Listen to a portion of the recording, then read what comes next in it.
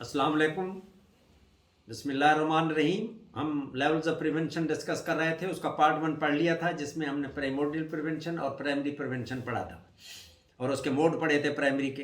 वो दो थे, हेल्थ प्रमोशन, नॉन स्पेसिफिक और स्पेसिफिक प्रोटेक्शन।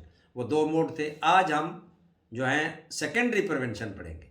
तो सेकेंडरी प्रिवेंशन क्या है?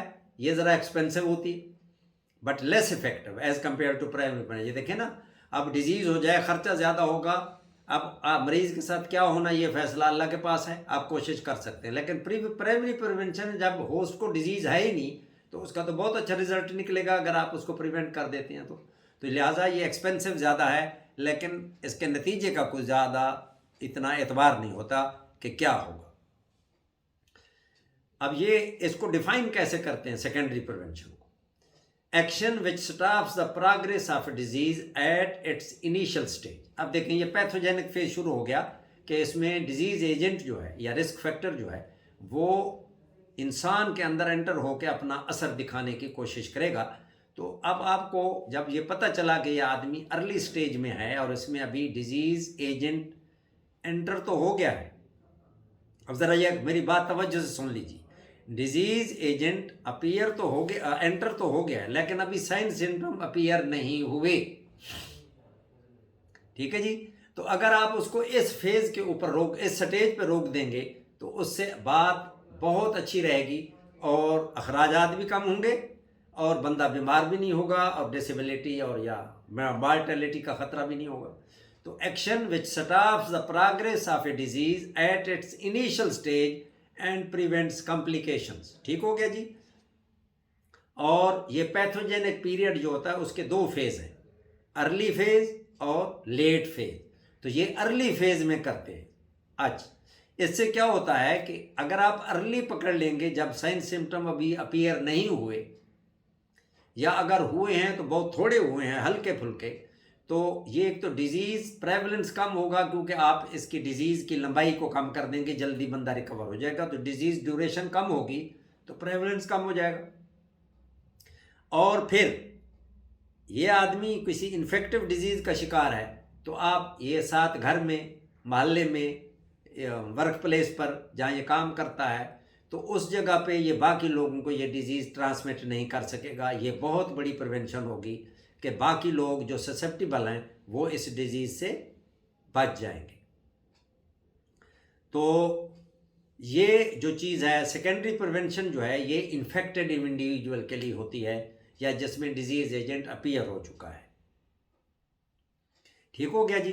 तो ये जब आप करते हैं तो आप दूसरे लोगों को इस डिज़ीज़ को कंट्रैक्ट करने से बचा लेते हैं, यानी आप उनकी जो कंटैक्ट हैं उनकी प्राइमरी प्रिवेंशन कर रहे हैं। अब चलें इसमें करते क्या हैं जी। मोडर इंटरवेंशन क्या होता है? जैसे वहाँ था पहली में कि वो हम क्या करते हैं, हेल्थ प्रमोशन और स्पेसिफिक प्रोटेक्शन। जो अब ये तीसरा मोड आ रहा है, लेकिन ये आ रहा है किसमें? सेकेंडरी प्रिवेंशन में। ये है early diagnosis and prompt treatment. Early detection of health impairment is defined as detection of disturbance of homeostatic and compensatory mechanism while biochemical, morphological and functional changes are still reversible। कि आप उस level पे disease detect कर लें जब उसको reverse किया जा सकता हो। तो जी ये है कि जब ये रिवर्सिबल स्टेज पर है तो बहुत फ़ायदा होगा कि आप उसको रिवर्स कर देंगे प्रोसेस को, डिजीज़ रुक जाएगी, कोई साइन सिम्टम अपीयर नहीं होगा, किसी और को ट्रांसमिट नहीं होगी और अखराजात भी कम होंगे। To achieve the same some sound diagnostic tools must be available. साफ ज़ाहिर है आपके पास कोई तशखीस के लिए कोई तरीक़ाकार होना चाहिए ताकि आप इसको बिफोर हैंड पता कर लें, इससे पहले कि इसका कोई अलामत अपीयर हो तो उससे पहले। तो इसके लिए क्या करते हैं? स्क्रीनिंग। ये हम इसको पढ़ेंगे एपिडेमियोलॉजी में। स्क्रीनिंग का मतलब ये होता है कि आप उन लोगों को जिनके अंदर बीमारी पैदा हो रही है अलहदा कर लेते हैं उन लोगों को जिनके अंदर ये डिजीज़ नहीं होती। इसको स्क्रीनिंग कहते हैं। मुख्तसर गुफ्तगू हुई है। अब देखें, ब्रेस्ट कैंसर जो है ये बहुत ज़्यादा है हमारे मुल्क में, अब अल्लाह खैर करे। तो इसके लिए आप स्क्रीनिंग करते हैं ख़वातीन को, उनको आप बताते हैं कि आप पर्सनल एग्ज़ामिनेशन सुबह उठ के करें। आप जब सोए हुए हों तो लेटे लेटे अपने पेल्पेट करे खातून अपने दोनों ब्रेस्ट को अपने हाथों से, कोई अंदर उसके अंदर उनको कोई तकलीफ़ महसूस हो या कोई अंदर कोई जिसको कहते हैं ना कोई आप कोई रोड़ी महसूस हो, कोई महसूस हो क्योंकि अंदर सख्त महसूस हो रही, फौरी तौर पर डॉक्टर से रुजू करें। अच्छा, अगर ये नहीं करते हैं तो मैमोग्राफी करते हैं, थर्मोग्राफी करते हैं, सेल्फ एग्जामिनेशन करते हैं, ये तमाम आप करते हैं। अगर हो तो पता चल जाता है, वक्त पर ट्रीटमेंट हो जाती है और डिजीज़ आगे फैलती नहीं और मज़ीद कॉम्प्लिकेशन नहीं होती। इसी तरीके से सर्विक्स का कैंसर है, सर्वाइकल कैंसर, उसके लिए आप पैप समीयर करते हैं, वहाँ से आप समीयर बनाते हैं, स्लाइड बनती है, स्टेन करते हैं और उससे cancerous cell, precancerous cells या सेल देखते हैं, अगर हो तो उसका प्रॉपर ट्रीटमेंट हो जाए तो क्योर हो जाता है। और अगर आप ब्लड प्रेशर देखना चाहें तो आप लोगों का एक कम्युनिटी में जाके ब्लड प्रेशर देखते हैं, चेक करते हैं, या आप टीबी के लिए सपुटम चेक करते हैं, जिनमें टीबी पॉजिटिव मिलेगी आप फ़ौरन ट्रीट कर देते हैं। जिसका ब्लड प्रेशर ज़्यादा मिल रहा है आप उसको ट्रीट कर देते हैं। तो यानी इससे पहले कि हाइपरटेंसिव मरीज़ को स्ट्रोक हो, यानी वो हेमीप्लीजिया जिसको फालिज कहते हैं वो हो जाए, आप उसका ब्लड प्रेशर पहले कंट्रोल कर लेते हैं। तो ये फ़ायदा है प्राइमरी प्रिवेंशन का और उसमें अर्ली फेज़ में डायग्नोज करने का कि आप डिजीज़ को क्योर कर सकते हैं, यानी वो डिजीज़ कॉम्प्लिकेशन भी नहीं कर सकती, बाज़ क्योर हो जाती है। मेडिकल एग्जामिनेशन स्कूल चिल्ड्रन, बच्चों का स्कूल के बच्चों का आप एग्जामिनेशन सालाना बेसिस पर करते हैं, डेली बेसिस पर करते हैं, हर 4 साल के बाद डिटेल एग्जामिनेशन होता है। ये भी हम स्कूल हेल्थ सर्विसेज में पढ़ेंगे जी। इंडस्ट्रियल वर्कर्स का एग्जामिनेशन होता है कि उनमें कोई डिजीज़ तो नहीं डेवलप हो रही, उनकी स्क्रीनिंग होती है। स्क्रीनिंग कैंप लगते हैं जिनमें आप लोगों को बुलाते हैं, उनके टेस्ट करते हैं, जो तो पॉजिटिव मिलते हैं उनकी ट्रीटमेंट कर देते हैं, तो उससे डिजीज़ फैलती भी नहीं और मरीज़ भी जल्दी ठीक हो जाता है और उसको कॉम्प्लिकेशन नहीं होती। स्ट्रिक्टली अगर हम बोले तो ये अर्ली डायग्नोसिस और प्रॉम्प्ट ट्रीटमेंट ये प्रिवेंशन नहीं कहलाती। ये देखना डायग्नोसिस कर रहे हैं और क्योर कर रहे हैं, ठीक है ना, क्योरेटिव मेजर ट्रीट कर रहे हैं, ये एक किस्म की इंटरनल मेडिसिन हो जाती है। प्रिवेंशन तो स्ट्रिक्टली इस टर्म में ये है कि डिजीज़ हो ही ना, लेकिन ये तो डिजीज़ हो गई फिर तो प्रिवेंशन ना हुई स्ट्रिक्टली। लेकिन ब्रॉडली स्पीकिंग अगर आप देखें कि ये प्रिवेंशन है, कैसे, इससे क्या होगा, एक तो आपने जिसको डिजीज़ है उसके अंदर डिजीज़ की सेवेरिटी को रोका और डिसेबिलिटी को रोका, एक। नंबर 2, आपने उसकी जो इकोनॉमिक्स है उसको ख़राब होने से बचाया, जल्दी से जल्दी रिकवर होके वो अपने काम पर चला जाए। तीसरा, इर्द गिर्द के लोगों को डिजीज़ ट्रांसमिट नहीं करेगा। ये 3 फ़ायदे हैं। अब ये तीनों प्रिवेंशन हैं, लिहाजा है तो स्ट्रिक्ट मीन्स में ये क्यूरेटिव मेजर्स, लेकिन इसमें भी एक भलाई का पहलू है। 3 पहलू हैं, खर्चा कम, काम पर जल्दी चला जाएगा, कॉम्प्लिकेशन नहीं होगी, हैंडीकैप नहीं होगा, और इर्द गिर्द के हमसाए, दोस्त, वर्क प्लेस पे मिलने वाले, घर के अफराद, उन तक डिजीज़ नहीं पहुंचेगी। ये प्रिवेंशन कहलाती है। आपने बचा लिया उनको, ये प्रिवेंशन है। ठीक हो गया जी।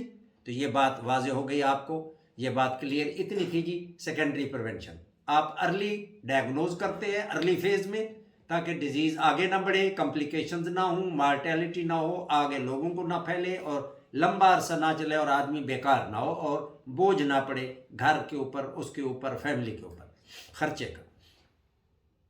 अब आगे जी टर्शरी प्रिवेंशन, सॉरी जी, tertiary prevention. This includes all measures undertaken when the disease has reached the late stage, advance stage, जब पहुंचती है तो वहां करते हैं। तो इससे क्या करते हैं आप, एक तो डिसेबिलिटी रोकने की कोशिश करते हैं कि कम से कम डिसेबिलिटी पैदा हो या डेथ को बचा लें या डेथ डिले हो जाए। तो मतलब ये आप जैसे आप कीमोथेरेपी है या सर्जरी करते हैं, इसमें कैंसर जब एडवांस स्टेज में चला जाए तो उसमें बाज़ औक़ात सिर्फ सर्जरी करते हैं, बाज़ औक़ात सिर्फ कीमोथेरेपी करते हैं, बाज़ औक़ात कम्बिनेशन होता है। तो आप कैंसर पेशेंट में ये करके उसकी डेथ को डिले कर देते हैं, 4 या 5 साल उसके मज़ीद ज़िंदगी बढ़ जाती है। ठीक है जी। ये टर्शरी प्रिवेंशन है कि आप क्या कर रहे हैं, लेट स्टेज में पता चला, लेट स्टेज में आपने उसका ट्रीटमेंट शुरू किया, तो आपने डिसेबिलिटी उसकी भी रोकी और डेथ को भी डिले किया कुछ मेजर्स लेके, और ये आपको reduce the limit of impairment और डिसेबिलिटीज़ और उससे उसकी जो तकलीफ़ है वो कम हो जाएगी। तो और इनक्योरेबल कंडीशन जो हैं, आप उसको सपोर्टिव ट्रीटमेंट दे के उसको क्या करते हैं, थोड़ा सा सब्जेक्ट जो मरीज़ है उसको एडजस्टमेंट मिल जाती है थोड़ी देर के लिए, तो ये करते हैं। The intervention is undertaken in late pathogenic phase, जो आपको बताया एडवांस स्टेज में होती है। अच्छा, और बाज़ सारे कैंसर के मरीज़ तो नहीं होते, बाज़ लोग जो हैं जिसमें किसी को जो लेट पता चला और वो पोलियो का, और आपने शुरू में ना वैक्सीन दी और ना कोई और उसका सिलसिला किया, और उसमें वो डेवलप कर ली उसने डिसेबिलिटी, तो आपकी कोशिश होती है कि ये इसका बाजू या उसका टांग ऐसी पोजीशन में रखी जाए जहां वो बाद में थोड़ा बहुत उससे काम ले सके। तो इसको रिहेबिलिटेशन कहते हैं, ताकि वो इस तरह का हो कि उसके अंदर डिसेबिलिटी कम से कम पैदा हो। यानी अब अगर किसी को गैंग्रीन हो गई है और आपको एम्पुटेशन करनी पड़ रही है, तो आप मिनिमम कोशिश करेंगे कि जल्दी से जल्दी एम्पुटेट कर दें ताकि बात आगे ना बढ़े और पूरा लिम्ब ज़ाय ना हो। तो ये एक किस्म की डिसेबिलिटी लिमिटेशन होती है। अब इसमें मोड ऑफ इंटरवेंशन जी प्राइमरी की तरह इसमें भी दो हैं। हम देखें, प्राइमरी में दो थे, टर्शरी में दो हैं, दरमियान वाली जो सेकेंडरी है उसमें एक है, वो थी screening, early diagnosis and prompt treatment.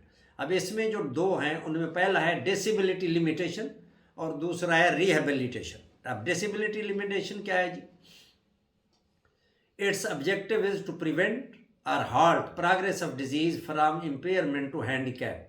कि डिसेबिलिटी लिमिटेशन का मतलब ये है कि आप उसकी विगरस ट्रीटमेंट करेंगे ताकि उसको जल्दी से जल्दी वो प्रोग्रेस करे टुवर्ड्स हेल्थ रिकवरी की तरफ, और उसमें इम्पेयरमेंट से लेकर हैंडीकैप तक वो ना पहुँचे। यह मैं आगे आपको बताता हूँ ये इम्पेयरमेंट क्या होती है और ये सारा क्या है, ये अभी बताता हूँ जी। नेक्स्ट स्लाइड में ये आ रहा है कि ये इम्पेयरमेंट टू हैंडीकैप क्या चीज़ है।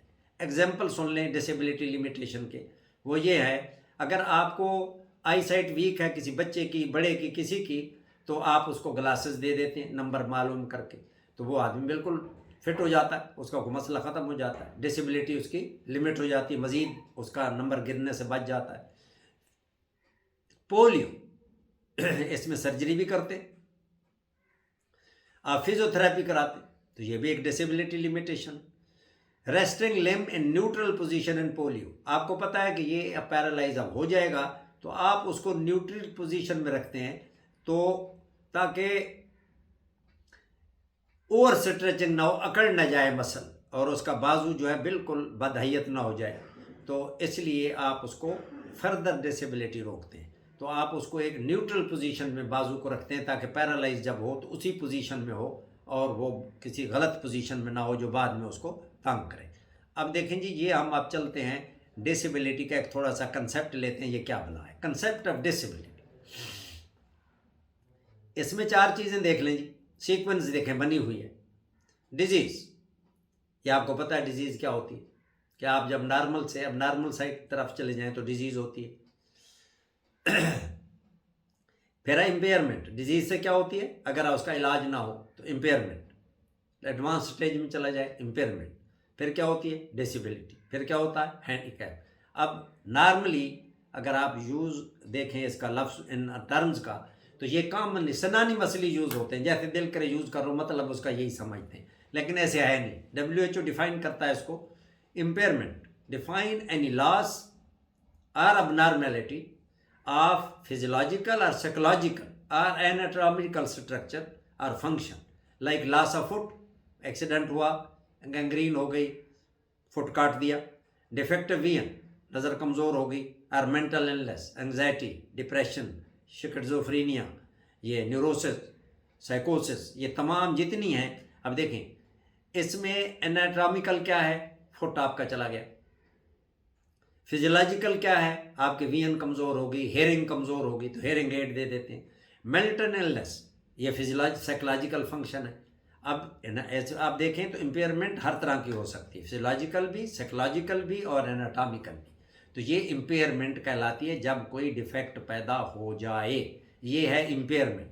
बात याद रखें, जब कोई डिफेक्ट पैदा हो जाए ये इम्पेयरमेंट है। आपके पास नहीं रहा, अब फुट आपके पास नहीं रहा, आपकी विजन कमज़ोर है, कमज़ोर हो गई, आपके पास नॉर्मल 100% वापस वैसे ऐनक के बगैर नहीं होगी, हेयरिंग एड के बगैर सही नहीं होगी।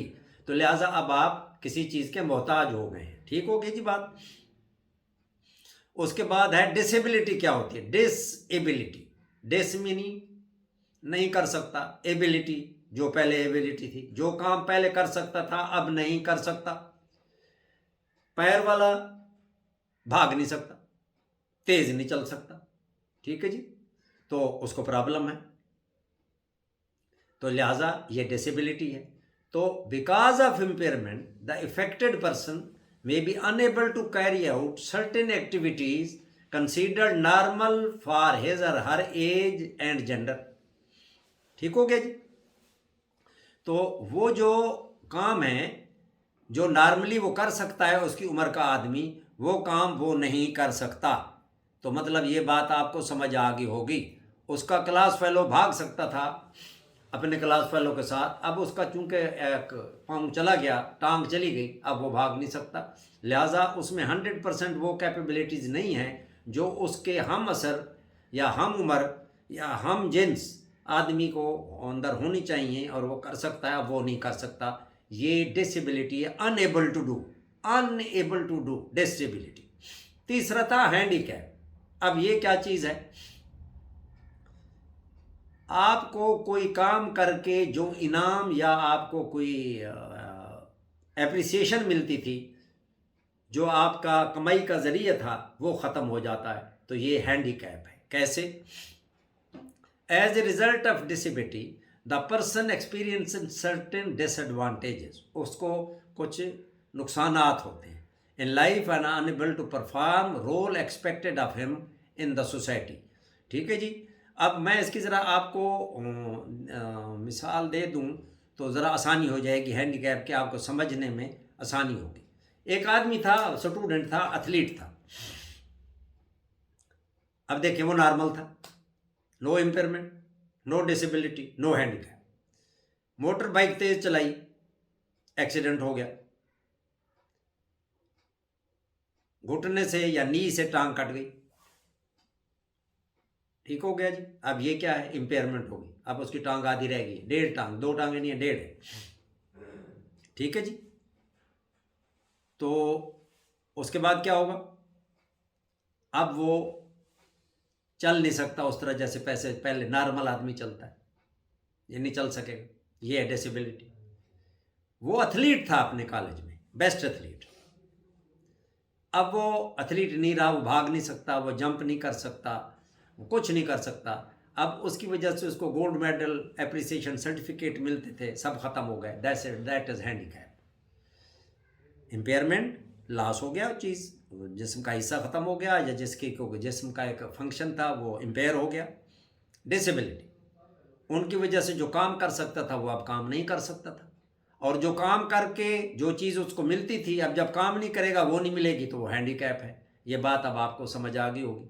अब देखें, डिजीज़ और डिसऑर्डर, एक्सीडेंट हुआ जी, इम्पेयरमेंट, लॉस ऑफ फुट, टांग कट गई या एक पाँव कट गया, disability, can not walk, handicap, unemployed. अब वो बेचारा काम नहीं, उसको नौकरी नहीं मिलती। कोई बैठने वाली नौकरी कर सकता है, कंप्यूटर ऑपरेट कर सकता है, कोई बेल बजा सकता है बैठ के सिर्फ, तो और तो कोई भागम दौड़ वाला काम नहीं कर सकता। This is called handicap, unemployment, रोटी पानी का इंतज़ाम नहीं रहा, तो ये कहलाता है हैंडी डिसेबिलिटी।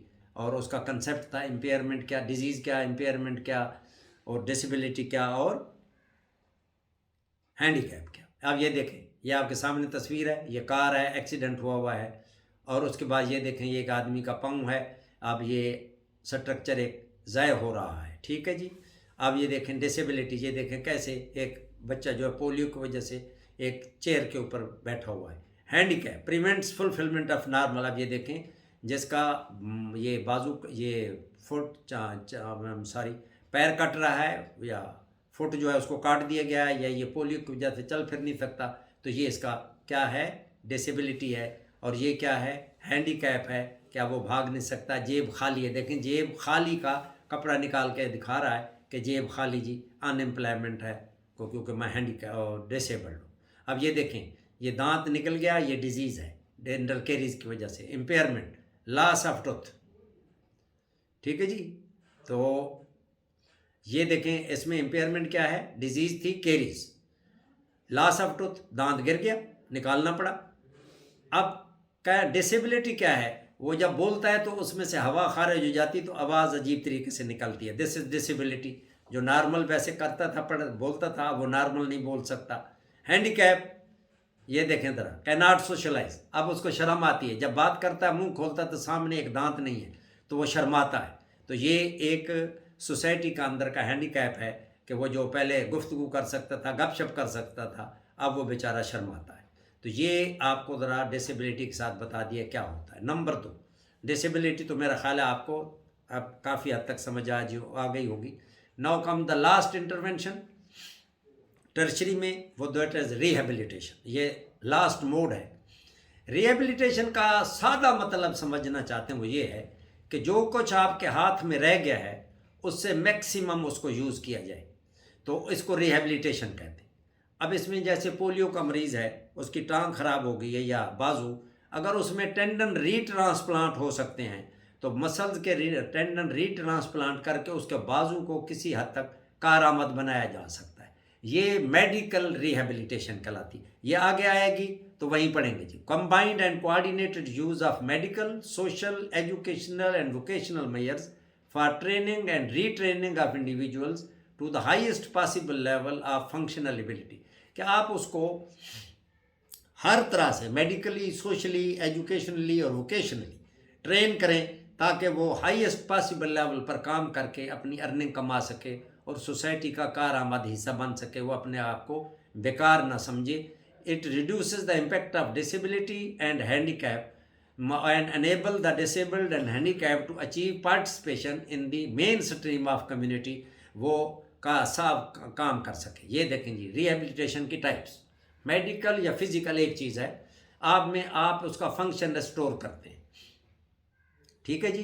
तो इस फंक्शन को जो रेस्टोर करते हैं, आप जैसे बताया कि आप आर्टिफिशियल उसको लिम्ब दे देते हैं या उसके मसल ट्रांसप्लांट हो सकते हैं तो रीट्रांसप्लांट करते हैं ताकि मूवमेंट हो सके।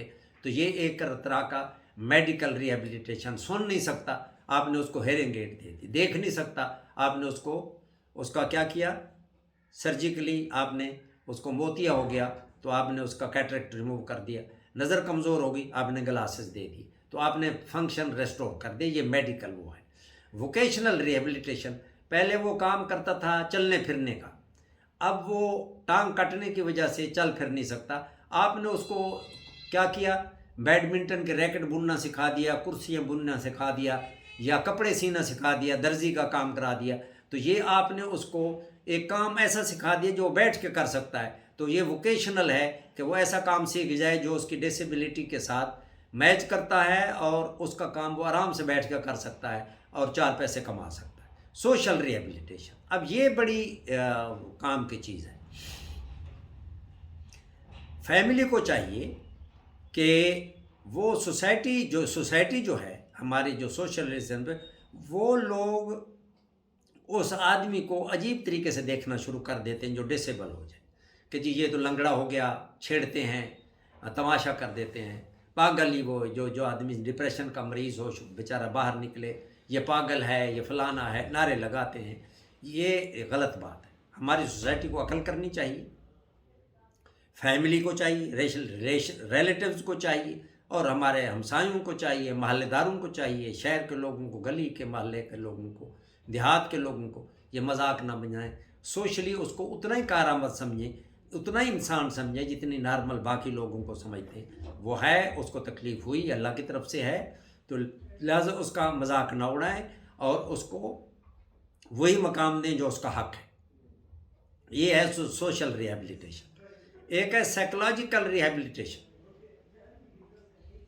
अब देखें, इसमें सोशल रिहेबिलिटेशन में एक और बात भी मैं बताना भूल रहा हूँ, वो बता दूँ कि फैमिली को चाहिए कि वो उसके ऊपर तरस न खाए, जैसे कहने के ये तो अब बेचारा, इसका कैसे करें, क्या करें, ऐसे बार बार उसको रियलाइज़ ना करें। ये फैमिली की जिम्मेदारी है। Social rehabilitation. साइकोलॉजिकल रिहेबिलिटेशन ये क्या है ये है कि इसको कहा जाए, मिसाल मैं देता हूँ छोटी सी बात, किसी शादी पर जा रहा है खान फैमिली, उसको कहीं और चलें, अब वो शर्माता है कि जी मेरी तो टांग नहीं है, तो क्या मसला है, तुम अपनी उठाओ बैसाखी, इसमें कौन सी बात है, आप अकेले डिसेबल्ड हो, बड़ी दुनिया है, आप नॉर्मल हो, चलो हमारे साथ शादी पे चलते हैं, चलो आप उसको ले जाओ, make him part of day to day activity, ताकि वो ये ना समझे कि वो बेकार है और ये है, उससे उसकी पर्सनल डिग्निटी जो है वो बहाल होगी और कॉन्फिडेंस बहाल होगा। आप उसको इन्वॉल्व करें, उस पर तरस मत खाएं कि ना ना ना तू कोई काम ना सीख, हाँ हम आपको ये पैसे दे देते हैं, आपका गुजारा हो, नो नो नो, उसको अपना काम करने दें जो वो करता है। मिसाल के तौर पर जैसे मैंने आपको कहा टांग कट गई, वो कहते हैं जी मैं दर्जी का काम सीखता हूँ, अच्छा अब तुम दर्जी का काम करोगे, हमें जलील करोगे, नो, आप उसको कहें बिल्कुल ठीक, आप क्यों किसी के मोहताज होते हो, आप दर्जी का काम टेलरिंग का सीखो और काम करो। तो ये साइकोलॉजिकल रिहेबिलिटेशन है, वो कॉन्फिडेंट होगा, और जब ये कॉन्फिडेंट होगा तो वो सोशली भी कॉन्फिडेंट हो जाएगा कि मैं भी उतना ही कमाता हूँ जितनी बाकी लोग कमाते हैं। तो लिहाजा ये बहुत ज़रूरी है कि आप ये 4 तरह की रिहेबिलिटेशन करें, क्योंकि जो होना था हो चुका, अब उसकी रिहेबिलिटेशन करना ज़रूरी है। ये कुछ एग्जांपल्स हैं, लेकिन जो ब्लाइंड लोग हैं बाई बर्थ होते हैं, बात में कुछ डिजीज़ की वजह से हो सकते हैं, तो उनके लिए अलहदा स्कूल बनाए गए, तो उन स्कूलों में उनको वोकेशनल रिहेबिलिटेशन, किसी को म्यूज़िक सिखाया जाता है, किसी को बुनना सिखाया जाता है, किसी को कारपेंटर का काम सिखा, बड़ी आप स्कूल कभी जाके देखें, मल्टीपल काम उनको सिखाते हैं, और वो अपनी अर्निंग जो है वो उसको कमाते हैं और उनका गुजारा होता है।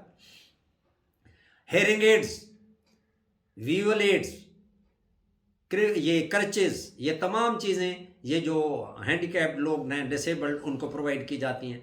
एक्सरसाइज, फिजियोथेरेपी जिसको आप कहते हैं, ये जो न्यूरोलॉजिकल डिसऑर्डर्स हैं उनमें एक्सरसाइज कराते हैं।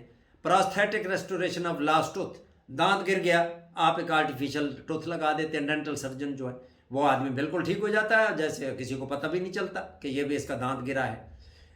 लेप्रोसी एक बहुत डिजीज़ है जिस्म के टुकड़े, नाक का खसूसन ये डिसफिगर हो जाता है, गिर जाते हैं, तो उसको प्लास्टिक सर्जरी करके, रिकन्स्ट्रक्टिव सर्जरी करके उनको नाक लगा देते हैं, लिप्स लगा देते हैं, कान लगा देते हैं, तो वो ठीक हो जाते हैं। Change of profession to suitable one, जैसे बताया कि एक आदमी वज़न उठाया करता था, वो बोरियां उठाया करता, अब वो टांग ही कट गई तो कैसे उठाए, टेलरिंग का काम सिखा दिया, तो आपने उसको रीट्रेन कर दिया किसी और काम में, और वो उससे अपनी कमाई कर, तो ये इससे एक आदमी, ये डॉक्टर का काम नहीं है अकेले का, डॉक्टर से मशवरा दे सकता है, ये सोशल वेलफेयर डिपार्टमेंट का काम भी है, इंडस्ट्री के जो इंडस्ट्रियलिस्ट लोग हैं उनका भी काम है, मुआशरे के जो ओपिनियन लीडर्स हैं उनका काम भी है, जो हमारे सियासतदान हैं उनका काम भी है, ये गवर्नमेंट जो है उसका काम भी है, ये तमाम लोग मिल के कर सकते हैं, किसी एक आदमी का काम नहीं है। तो जी ये देख लें जी, क्रचेस देखें, मिसाकियाँ and calipers for children with polio paralysis, अब ये देखें कैसे बच्चे को कैलिपर लगा हुआ है और दूसरा जो है वो क्लचेस पे चल रहा है, तो ये डिफरेंट का डिफरेंट होता है। अब ये देख लें लेवल से प्रिवेंशन, ऐसे मोटी मोटी बात बताइए। हेल्दी को देखें, फिर देखें रिस्क फैक्टर आ गया, ये घुस गया, डिजीज़ कर दी, और बेचारे का मुंह देखें, अब कॉम्प्लिकेशन में और प्रॉब्लम हो गई, और फर्दर प्रॉब्लम में आप देख लें टर्शरी में, ये आपको ऐसी खूबसूरत तस्वीर थी, मुझे अच्छी लगी, आपको दिखा दी। अब देखें, ये देखें, ये क्या है, primary prevention, prevent specific disease, क्या करते हैं, इम्यूनाइजेशन करते हैं, कीमोप्रैक्टिस करते हैं, कोई चीज़ की कमी है वो प्रोवाइड कर देते हैं, तो स्पेसिफिक डिजीज़ प्रिवेंट हो जाती है। सेकेंडरी स्क्रीन, एसिम्प्टोमेटिक डिजीज़, जो अभी डिजीज़ अपीयर नहीं हुई उनको पहले पकड़ते हैं, इलाज कर देते हैं, वो ठीक हो जाते हैं। Tertiary, reduce complication of disease. तो ये 3 चीज़ें हैं मोटी बात समझने के लिए। ये है अब क्वार्टरली प्रिवेंशन, ये मैं वैसे आपको वैसे बता रहा हूँ, ये आप मोटी बात सुन लें, स्लाइड पढ़ लेना, मैं जनरल बात बताता हूँ। जो क्वार्टरली प्रिवेंशन किसको कहते हैं, ये पोस्ट ग्रेजुएट लोगों से पूछते होंगे, आपसे नहीं पूछते, अच्छे स्टूडेंट से पूछ लेते हैं, इसे पता। बाज़ औक़ात आप वज़न से ज़्यादा ट्रीटमेंट शुरू कर देते हैं, ये ठीक नहीं, ये क्वार्टरली प्रिवेंशन है कि डॉक्टर को होश करनी चाहिए कि मरीज़ को गैर ज़रूरी ट्रीटमेंट और टेस्ट्स में ना डालें, जो आजकल बहुत प्रैक्टिस हो रही है, ठीक है ना जी। आप गैर ज़रूरी तौर पर सी सेक्शन कर देते हैं ना, ऐसे ना करें, ये क्वार्टरली प्रिवेंशन है कि जी ऐसे कह दिए कि ये हो जाएगा वो हो जाएगा ना। Identifying patient at risk of unnecessary treatment, आपने ज़बरदस्ती रिस्क फैक्टर निकाल के उसकी ट्रीटमेंट कर दी जो ज़रूरत नहीं थी, यानी सी सेक्शन कर दिया। आप हार्म को बचाएं, मरीज को आप हार्म पहुंचा रहे हैं general with over diagnosis of disease, बगैर वजह के शक किया और उसको ट्रीटमेंट पे डाल दिया, गलत बात है। ये क्वार्टरनी प्रिवेंशन कहलाती है जी। आप बस इसको याद रखिए, इससे ज़्यादा की ज़रूरत नहीं है। ये आगे पोस्ट ग्रेजुएट के लिए अगर आप में से कोई अच्छे स्टूडेंट को पढ़ना चाहते हैं तो वो पढ़ लें। तो मैं चाहूँगा कि इसको को पोस्ट ग्रेजुएट स्टूडेंट्स के लिए है, ये आपके लिए नहीं है। आप पढ़ना चाहें तो आपकी मर्ज़ी, आप ना पढ़ना चाहें तब भी आपकी मर्ज़ी है। तो ये बेल्जियम के एक प्रैक्टिशनर थे मार्क जैमोली, वो उन्होंने ये 2015 में ये कॉइन किया, ये टर्म जो है क्वार्टरनरी प्रिवेंशन। तो ये उन्होंने का आइडेंटिफिकेशन ये आपको मैंने बता दिया है कि ये उन्होंने किया। अब ये देखें, the action taken to identify patient at risk of over medicalization, आपने बगैर वजह के रिस्क फैक्टर निकाल के उसको ट्रीटमेंट पे डाल दिया, ये जुल्म है। To protect him from new medical invasion, ये हमने मेडिकल हमला कर दिया उसके ऊपर, वो नहीं करना चाहिए। To suggest him intervention which are ethically acceptable, हम सिर्फ वो बात करें जो एथिकली ज़रूरत है कि भाई आपको अभी कुछ नहीं, आप ये काम कर लें बस ठीक हो जाएगा। नहीं, हमने उसको ज़बरदस्ती ट्रीटमेंट पे या सर्जरी करने पे डाल दिया, ये गलत है। Health activities to mitigate or avoid the consequences of unnecessary or excessive intervention of health system, यानी ये डॉक्टर साहबान जो हैं वो जो गैर ज़रूरी मेजर्स लेते हैं उसके खिलाफ जो आप एक्टिविटीज़ करते हैं उसको क्वार्टरनी प्रिवेंशन करते हैं। यानी आप गैर ज़रूरी ट्रीटमेंट को बचाने के लिए मरीज़ के लिए जो करते हैं वो क्वार्टरनी प्रिवेंशन कहलाती है। तो ये कोई भी तरीका हो, सर्जरी हो, कोई हो, बग़ैर ज़रूरत के नहीं देना चाहिए, ये याद रखिए। ये फिर डायग्रामेटिक है, primary prevention, secondary, quaternary, tertiary prevention. आप ये देख लें, ये आप देखें, ये इसमें बड़ी मज़े की बात है, मैं इस पर समझा देता हूँ, अगले को रहने देते हैं। वो ये है कि ये देखें, ये प्राइमरी प्रिवेंशन है, ऊपर है डिजीज़ एब्सेंट, डिजीज़ नहीं है। प्राइमरी प्रिवेंशन में होस्ट इन्वॉल्व नहीं होता, डिजीज़ नहीं होती। अच्छा, ये इधर कहता है ये फील्स वेल, वो अपने आप को अच्छा महसूस कर रहा है। ये मरीज की साइड है, पेशेंट साइड, ऊपर डॉक्टर की साइड है। ज़रा इस पर गौर करें, फिर आपको समझ आएगी। प्राइमरी प्रिवेंशन में मरीज कहता मैं ठीक हूँ, डॉक्टर भी कहता कि डिजीज़ नहीं है, ये ठीक है। अच्छा, अब सेकेंडरी में डिजीज़ आ गई, डॉक्टर कह रहा है डिजीज़ है, मरीज फीलिंग वेल। क्यों? अर्ली डायग्नोसिस होती है, क्योंकि डिजीज़ अभी अपीयर नहीं हुई, आप स्क्रीनिंग से मालूम कर रहे हैं, लिहाजा मरीज़ को कोई तकलीफ़ नहीं है, आपने स्क्रीनिंग से मालूम कर लिया कि ये डिजीज़ है इसमें, लिहाजा मरीज़ ठीक महसूस कर रहा है, लेकिन आपने पकड़ ली डिजीज़ और उसको ट्रीट कर दिया। अब आ जाएं टर्शरी में, ये तीसरी, यहाँ ये अब ये नीचे है उसके। टर्शरी में देखें, मरीज़ जो है वो बीमार महसूस कर रहा है, वाकई वो बीमार है भी, डिजीज़ प्रेजेंट है, बिल्कुल ठीक है ये सारा।